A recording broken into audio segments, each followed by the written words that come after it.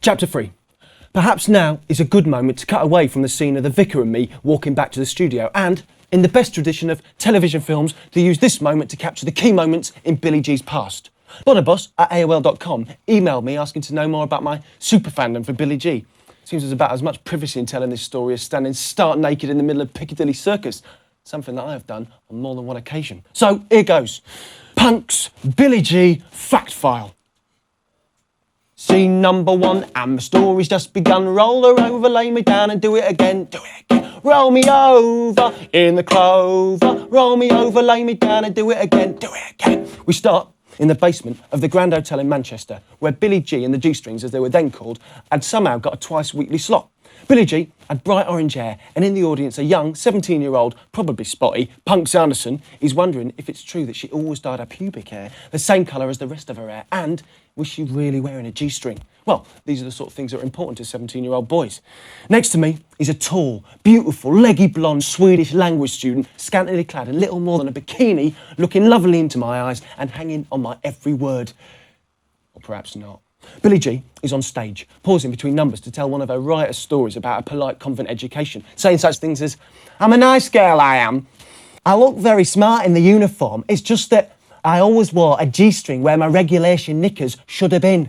And then she launched into a slogan, "Go, go, G-strings," before starting the next song. It might have been any one of a number of unreleased classics, such as Green Spiky Hair, memorable for its opening line, "Woke up this morning and threw up on the bed," or the provocative, "Look, don't touch, rich man slut." Particularly apt when you're a 17-year-old with nothing but loose change and wishful thinking in your pockets. The first 3 or 4 rows was always filled with hardcore followers, the G-Stringers, a group of big, tough, leather-clad lesbians, pretty intimidating and exotic to a young snotty-nosed boy, which is why I was always found at the back, banging my head against the low ceiling. Scene number 2, and my hand is on the shoe. Roll her over, lay me down and do it again, do it again. Roll her over in the clover. Roll her over, lay you down and do it again, do it again. Cut, very professionally, with my dreams of a Swedish blonde fading into the background, to a smart terraced house in King's Road in London, plastered with slogans such as "Sign Billy G" and "Billy G's the greatest," and other unsubtle graffiti. The story goes that the G-Stringers had decided to daub the house of Chris Blackwell, the owner of Island Records, with Billy G graffiti to encourage him to sign her. Unfortunately, they got the right address, 70 King's Road, but the wrong King's Road. The house they daubed actually belonged to Richard Breamore, a very wealthy lawyer who at this stage had nothing to do with the music business. He was intrigued to find out the reason for the graffiti after, no doubt, trying to sue the brown stuff out of anyone that he thought was involved. And, to cut a short story even shorter, this is how he first met Billy G. Entered into the music business, became her manager, brought her and Emma B together as the founding members of Tits and Arse, what a great name that is, and moved towards his now current legendary status. And now, our third and final flashback. Sing along, I think you should know the tune by now. A lassie number 3, my hand is on the knee. Roll her over, lay you down and do it again, do it again. When it's over, in the clover, she'll knee you in the groin and leave you doubled over in a pathetic heat, moaning in excruciating pain. Doesn't quite scan, does it? Oh well. Suggestions on an email, please. We returned to the Grand Hotel in Manchester and the small local launch of their first single, which became prime-time national TV due to the phantasmagorical way that the girls arrived at the press conference. The girls apparently jumped onto the huge ornate chandelier, which hangs 8 floors up, right in the centre of the stairwell. A terror-fucking 5 pairs of underpants leaped from the top of the banister. I've tried it. And they got a friend to lower the chandelier all the way to the ground as their single was played on the PA. The first that the press saw of them were 2 mad girls with grins like 2 Cheshire cats, posing provocatively and descending from the heavens on a seemingly diamond-encrusted chandelier. I mean, even Marilyn Monroe could not have conjured such an entrance. The other 2 band members greeted them at the bottom, showing that even at this early stage, there was a strict hierarchy in the band. Breamore had no doubt arranged that the event was perfectly timed to make all the papers and TV stations. The rest, as they say, is history. Enough. This flashback stuff may well work on films, but it's high time that I'll get out my blowtorch and unfreeze our heroes and set them back into the studio to do battle once again with the blue-haired booby bird and the forces of the evil empire. This time, the vicar was in no mood to be patient, although he asked his first question, "In which of the studios will I find Billy G?" in the same patient, gracious tones he always used. When the answer was not immediately forthcoming, he added simply, "Are you willing to be responsible for the repercussions of your failure to allow me to help Billy G? If so, I leave everything in your capable hands." The BHBB quietly raised 2 fingers. Stuck together, you perverts, meaning Studio 2, not fuck you.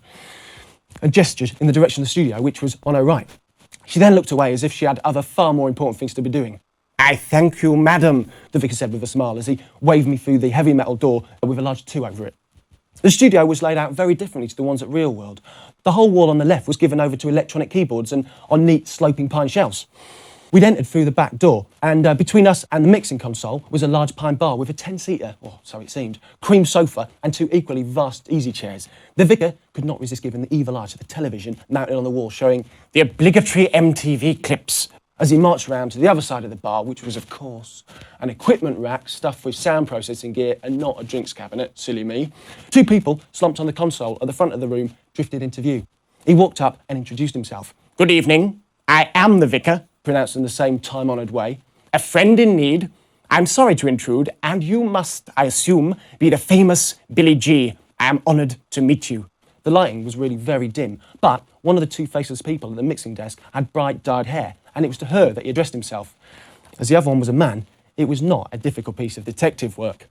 More on the famous Billy G next time on Punk TV.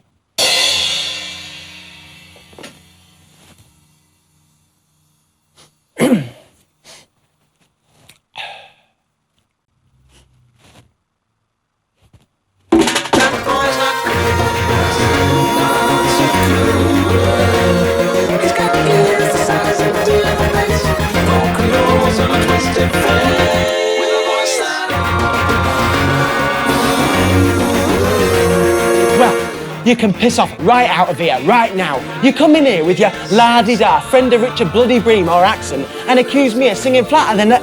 She was lost for a suitable comparison. Squashed, chapati, no one can sing that badly. Flash, but not one of those really expensive sports cars that I used to pin up on my wall and salivate over.